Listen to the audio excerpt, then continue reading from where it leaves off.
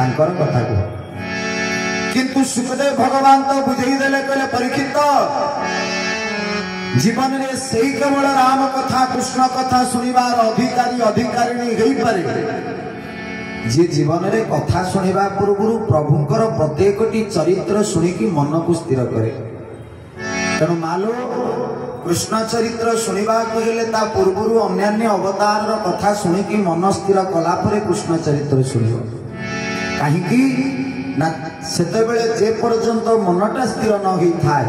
से पर्यंत श्रीकृष्ण श्री राम को कथा के मन को आनंद दिए ना बोला आनंद कबार तेणु ये मन थी कृष्ण पादे गे गोविंद भवतारे अपराधे गे गोविंद गोविंद गोविंद गोविंद हे गोविंद भजनाय हरि बोल मन थी कृष्ण पादे गे गोविंद भवतारे अपराधे गे गोविंद गोविंद गोविंद गोविंद हे गोविंद बोले जगन्नाथ महाप्रभु की तेणु से भक्त कहले ये सब कथा को सुनिला पर आमको प्रभु कथा सुनिबा को भल लगे सुखदेव भगवान परीक्षित को सुनैले कहले परीक्षित भागवत एमती गोटे चरित्र अच्छी जो बापा हूँ जड़े सन्थ स्वभाव किंतु पुआटा दंडा बालुंगा आ मालो ए संसार रे पुओ मानू को तपस्या करके बापा माँ यज्ञ करके पुओटी भगवान कोल दौरान किंतु पुओ गुड़ाक गोटे गोटे दंडा बालुंगा होगी जन्म होती तार कारण कौन भागवत प्रमाण देले कहले कौन पाई से छुआ दंडा बालुंगा होगी बोले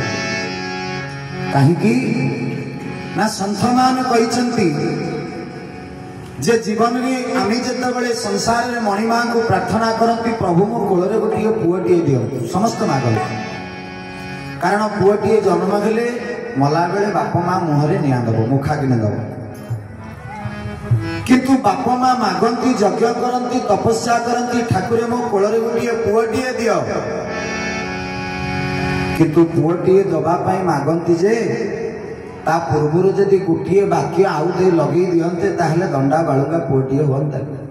बोले से वाक्यटा कौन ना जिते बड़े आम प्रभु को डाकुचंती भगवान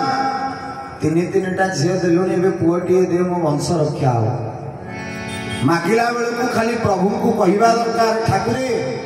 एमिति गोटे पुओ दियंतु जो पुओ पाई आमे बाप माँ भी उद्धार हो बोल आनंद कबार एमिति गोटे पुओ दियंतु आमे बाप माँ बुढ़ा बुढ़ी गला बेलू को आम कान पाखे टिके भागवत रामायण पाठ कर एमिति गोटे पुओ दियंतु जमिति प्रहलाद ध्रुव भली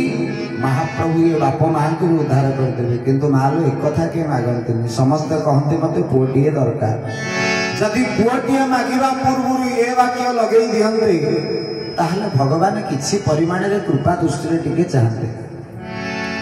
तेणु सुखदेव भगवान परीक्षित को बुझेले कहले परीक्षित